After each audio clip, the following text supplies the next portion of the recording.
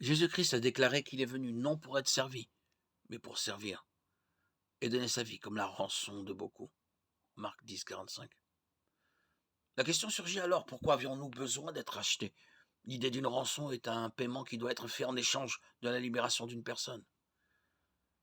L'idée d'une rançon est plus fréquemment utilisée dans les cas d'enlèvement, quand une personne est enlevée et tenue prisonnière, jusqu'à ce qu'une rançon soit payée pour sa libération.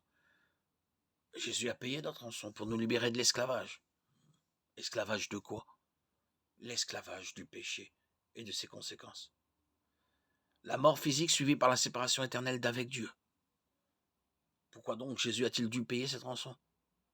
Parce que nous sommes tous entachés par le péché. Romains 3, 23. Et sommes donc dignes du jugement de Dieu. Romains 6, 23. Comment donc Jésus a-t-il payé notre rançon? En mourant sur la croix pour payer la dette de nos péchés. 1 Corinthiens 15, 3, 2 Corinthiens 5, 21. Comment la mort de Jésus peut-elle être suffisamment payée pour tous nos péchés? Jésus était Dieu sous forme humaine. Dieu est venu sur la terre pour devenir l'un d'entre nous, afin qu'il puisse s'identifier avec nous et mourir pour nos péchés. Jean 1, 1, 14. En tant que Dieu, la mort de Jésus était infinie en termes de valeur, suffisante pour payer pour les péchés du monde entier. 1 Jean 2, 2.